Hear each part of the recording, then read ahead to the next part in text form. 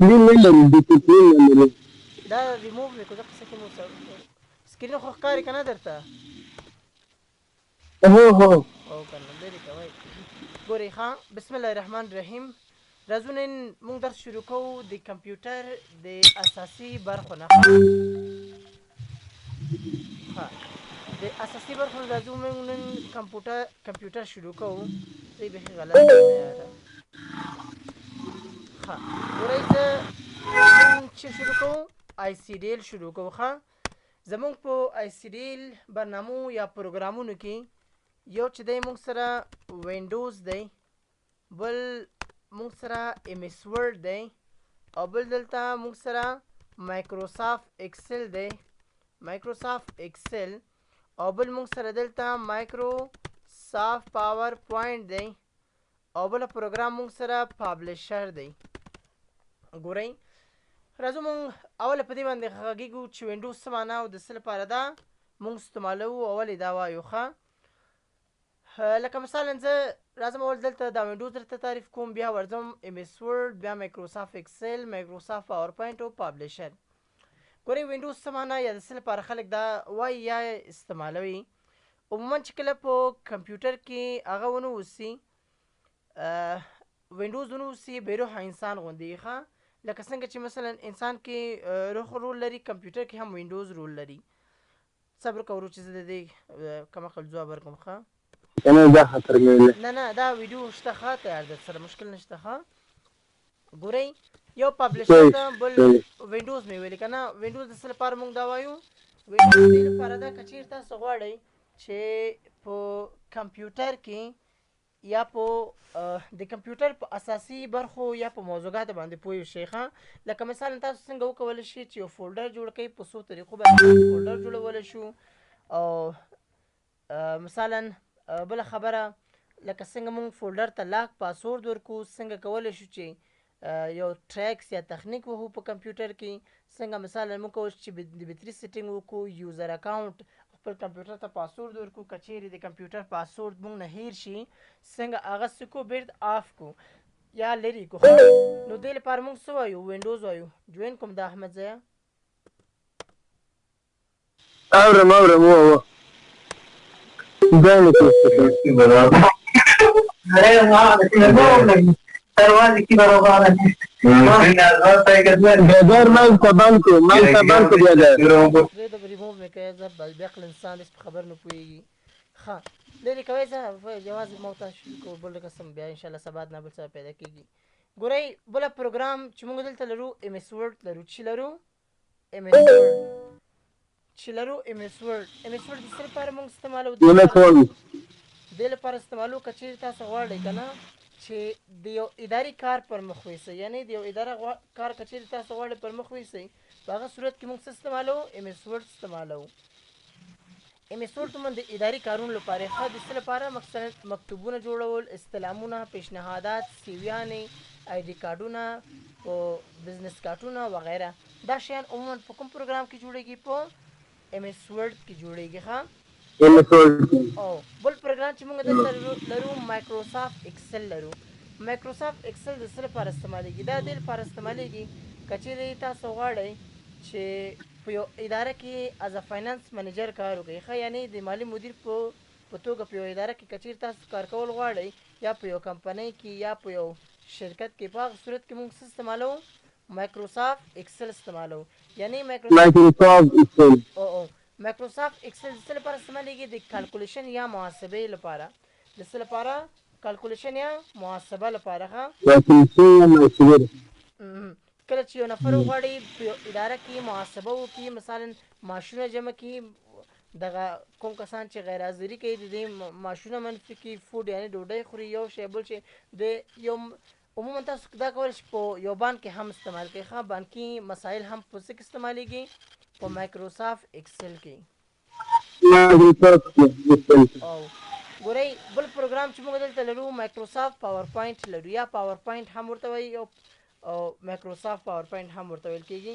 دا پروګرام بیا هغه پروګرام ده یا د دې لپاره استعمالیږي کله چې تاسو وغواړئ مثلا پریزنټیشن جوړ کړئ څه جوړ کړئ پریزنټیشن یا فکر وکړئ چې مثلا تاسو په پوهنتون کې سیمینار ورکوئ نو د هغه سیمینارونه په څه کې جوړېږي په پاور پوینټ کې تاسو پوهنتون ویلی ده که وایئ وایم په څوم سمستر کې فرست سیمسټر شپږ فرست سیمسټر کې کوم پوهنځی وایي فرست اول سیمسټر کوم پوهنځی وایي هغه چې د کمپیوټر ساینس شروع کړی ده صحیح دی ورور ګورئ ښه مایکروسافټ پاور پوینټ چې دا د څه لپاره استعمالیږي د پریزنټیشن جوړولو لپاره کله چې تاسو مثلا په پوهنتون کې سیمینار ورکوئ نو دې لپاره موږ څه استعمالوو پاور پوینټ استعمالوو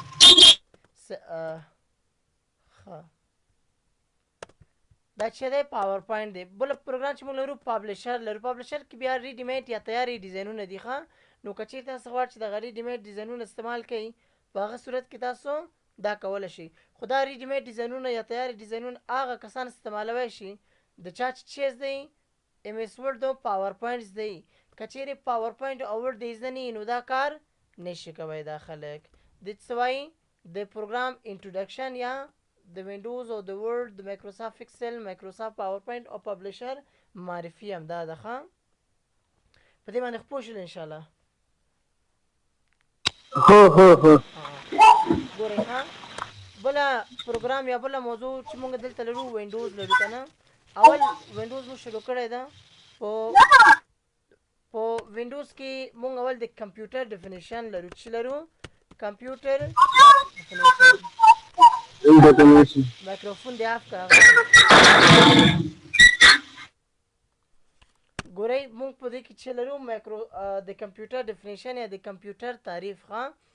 عموما په کمپیوټر تعریف کې یا د کمپیوټر په تعریف کې اوله تاسو دا به زده کوئ چې واټ ایز کمپیوټر مثلا کمپیوټر څه شی دی که نه یا کمپیوټر چیز په دری کې چې ورته وایي لاندې راځم ورته وایم چې کمپیوټر is an electronic device or machine which store the data, process the data and give the result. What's computer څه شی دی وی computer is an electronic device or machine کمپیوټر چې دا یو برقي ډیوایس یا ماشین ده چې دا څه وایي وچ سټور د ډیټا چې دا زمونږ ډیټا یا معلومات څه کوي سټور کوي دا پې پروسس کوي او نتیجه یې موږ ته بیرته راکوي دا د کمپیوټر عموما لنډه تعریف ده ښه چې دا که چیرې مثلا تاسو نه یو نفر پوښتنه کوي چې کمپیوټر څه شی دی تاسو به ورته دا وایي چې کمپیوټر یو برقي ماشین ده چې د په واسطه موږ خپل معلومات یا هغه ډیټا څه کوو سټور کوو دا ساتي دا پې پروسس کوي نتیجه بیرته موږ ته راکوي دا د کمپیوټر لنډه تعریف ده ښه بله موضوع یا بله خبر چې موږ دلته لرو ګورئ د دې ډیویژن دی مثلا دا په څو برخو باندې ویشل شوی ښه دلته راځم زه په دې کلیک کوم ورته وایم چې مثلا کمپیوټر is divided in two part عموما کمپیوټر په څو برخو باندې تقسیم شوی په دوو برخو باندې چې یو ته وایي مثلا سافټویر او بل ته څه وایي بل ته هارډویر وایي څه وایي سافټویر اور هارډویر سافټویر څه معنا مثلا ګورئ دلته زه ورته لیکم چې مثلا واټ ایز سافټویر صحیح دی سافټویر څه شی دی وایي سافټویر is that kinds of a system which seeable and not touchable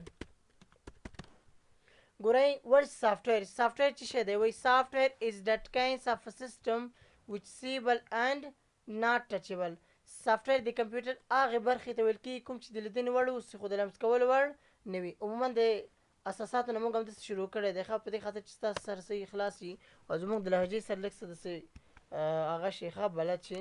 ګورئ سافټویر عموما په همدې نوټ پټ کې چې زه لیکنه کوم دې ته څه وایي دې ته وایي سافټویر مثلا دلته راشئ ګورئ تاسو زپیا به استعمال کړئ که نه زپیا څه ته وایي سافټویر ته وایي دلته راشئ مثلا بله خبره چې موږ لرو تاسو ورډ پېژنئ که نه وین ورډ یا ایم ایس ورډ چې ورته وایي دې ته وایي سافټویر نو سافټویر د کمپیوټر هغه برخې ته ویل کېږي کوم چې د لیدنې وړ هم وي او د لمس کولو وړ هم وي دې ته څه وایي سافټویر وایي بله موضوع یا بله خبر چې مونږ دلته لرو هارډویر لرو تاسو وګورئ دلته چې لرو هارډویر هارډویر څه معنا ښه لاندې راځم زه ورته لیکم چې what is hardware hardware څه ته وایي وایي hardware is that kinds of a system which seeable and also touchable ګورئ دلته what's hardware hardware څه ته وایي هارډویر د کمپیوټر هغې برخې ته ویل کېږي کوم چې د لیدنې وړ هم وي او د لمس کولو وړ هم وي ښه لکه مثلا چې لکه زه دلته مثال ورکوم چې کیبورډ چې ده خپله هارډویر ده ښه ماوس چې دی موږ سره هارډویر ده دلته ګورئ فلش موږ سره چې ده هارډویر ده نو دغه شیان ته څه وایي هارډویر وایي سر د خلاص په دې موضوعګانو باندې هو دا عموما دغه اول ورځ یوازې انټروډکشن ده ښه انټروډکشن ده او دا ځینې نور شیان معرفي کوو درته خلاص بیا سبا ته په خیر عملي پیځو ښه انشاءالله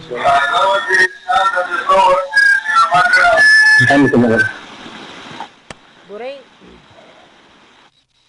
بله موضوع چې موږ دلته لرو انټرفیس لرو چې لرو انټرفیس عموما څلور شیانې ښه په کمپیوټر کې یو چې دا ډیسکټاپ وي بل مثلا موږ سره چې بل آیکنس او بل چې موږ دلته لرو مثلا سټارټ مینیو لرو او بل مثلا موږ لرو دلته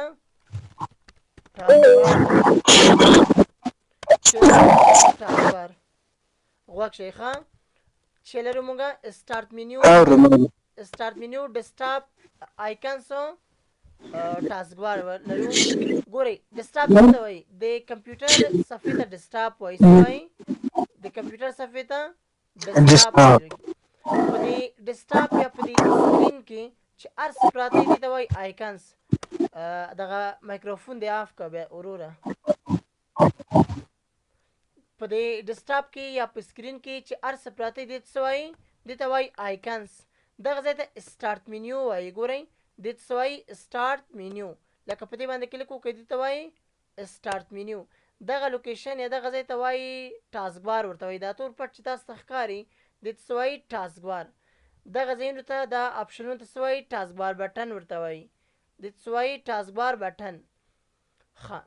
دغه ځای ته دغه لوکیشن ته وایي نوټیفیکیشن ایریا کوم چې د کوم ځای نه چې تاسو ته میسج راځي عموما د کوم ځای نه راځي د همدې ځای نه راځي ښه دلته وګورئ دا چې موږ سره ډیسکټاپ آیکنس سټارټ مینیو اور ټاسکبار ښه لاندې راځم زه بله موضوع چې موږ دلته لرو کلیک لرو چې لرو کلیک عموما موږ دوه ډوله کلیک لرو څو ډوله دوه ډوله یو چې موږ لرو رایټ کلیک او بل موږ لرو لیفت کلیک چې لرو لیفت کلیک رایټ کلیک څه معنا او لیفت کلیک څه معنا ښه ورس رایټ کلیک څه دی ښه وایي رایټ کلیک اوپن د پاپ اپ مینیو څه ورته وایي اوپن د پاپ اپ مینیو د پاپ اپ مینیو د خلاصولو لپاره چې کوو مونږ رایټ کلیک استعمالوو څه استعمالوو رایټ کلیک که چېرې تاسو وایي که نه چې زه غواړم په یو آپشن یا هم یو آپشن تطبیق کوم په خپل کمپیوټر باندې په هغه صورت کې موږ څه کوو لیفت کلیک کوو څه کوو لیفت کلیک اپلای فار د سلیکټډ آپشن ګورئ دلته اپلای فار د سلیکټډ آپشن لیفت کلیک څه معنا په خپل کمپیوټر کې د یو موضوع یا د یو آپشن یا د یو عملیه تطبیقولو ته د تطبیقولو په خاطر موږ څه استعمالوو لیفت کلیک استعمالوو سر د خلاص په دې موضوع هو مسله ده ګورئ بله موضوع چې موږ دلته لرو رایټ کلیک لرو که نه ما تاسو ته رایټ کلیک او لیفت کلیک خو پېژنئ ګوره ښه چې کله تاسو دلته رایټ کلیک وکئ دا ګوره رایټ کلیک مو چې کله وکړو دا څه راځي پاپ اپ مینیو راځي تاسو ته پاپ اپ مینیو چې کله راغی پاپ اپ مینیو کې اوله موضوع موږ سره ویو دی څه دی ویو څه معنا ویو معنا ښودل ته وایي څه ته وایي ښودل یا ښکاره کولو ته ښه دا عموما ټول فوکس یا تمرکز په چی باندې کوي په دغه آیکنونو د ډیسکټاپ په آیکنونو باندې کوي ته چې کله په ډیسکټاپ رایټ کلیک کوئ او ویو ته راځئ او ته ورته وایي چې لارج ایکن څه معنا یعنی دغه ایکنونه ماته په غټو باندې بدل کا لارج څه معنا غټ ته وایي ښه ایکنس ته وایي د ډیسکټاپ په صفحه کې چې څه پراته وي دې ته څه وایي لارج ایکن په دې باندې کلیک اوس ګور کوه دا به لارج شي دا لارج شو که ته وایي که نه چې یاره نه زه غواړم چې دا میډیم شي ښه نو په ډیسکټاپ رایټ کلیک ویو ته به راشي دلته ورته وایي چې میډیم ایکنس څه ورته وایي میډیم دا به متوسطه شي که ته وایي چې دې نه غواړم چې کوچنی شي نو بیا به په ډیسکټاپ رایټ کلیک کوي ته ویو ته به راشي او ورته به یې ولیکي چې سمال ایکنس دغه ایکنونه به څه شي کوچنی شي ښه ګورئ بله خبره چې موږ لرو دا د شارټکټ په واسطه هم کولی شي ښه تاسو لکه مثلا زه راځم دلته ښه زه غواړم چې دا د کیبورډ په واسطه وکړم ښه بیا تاسو دا یو وارې عملي کوئ ښه ګورئ زه غواړم چې د ایکنونه لږ څه غټ کړم نو دغه کنټرول شفت بټن له چې سره نیسم له د یو سره څه سره یو سره دا ګوره ایکنونه څه کېږي ایکسټرا لارج دې ته څه وایي ایکسټرا لارج ایکن ورته وایي ښه که چیرې د ایکنونو هغه غټول غواړئ په هغه صورت کې موږ څه استعمالوو ایکسټرا لارج ایکن ورته وایي دې ته بله که چیرې تاسو وایئ ښه چې دا لارج چې دی نه د لږ واړه شي تاسو وګورئ ښه دلته ډېر غټ دي که نه نو که ته وایې چې دا د لږ واړه شي بیا به ته کنټرول شفت له څه سره ونیسئ له دې دوو سره وګورئ وبښئ بالکل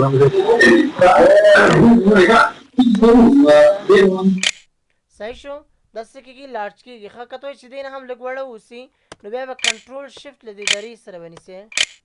دا به لږ نور هم واړه شي که ته وایې چې بیخي دا د اسمال شي نو بیا به کنټرول شفت له دې سره ونیسئ د دې څلورو سره ښه دا یې شارټکټونه دي دا ګورئ په دې باندې کلیک کوم زه کله مې چې کلیک وکړو ګوره یو چې دی موږ سره چې ده ایکسټرا لارج ایکنس ورته وایي ښه بل موږ سره چې ده دلته لارج ایکنس ورته وایي او بل موږ سره دی میډیم ایکنس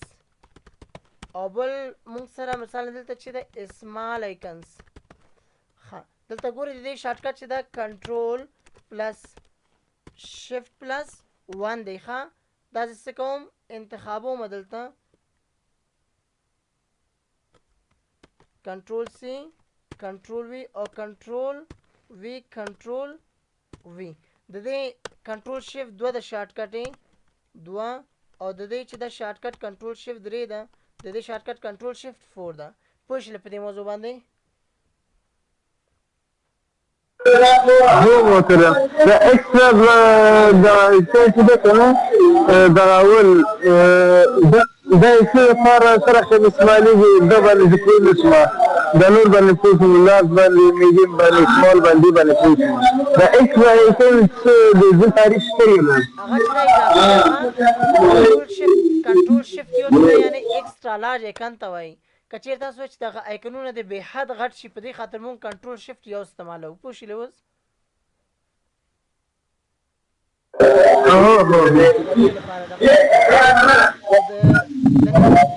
لپاره دومره بس ده ښه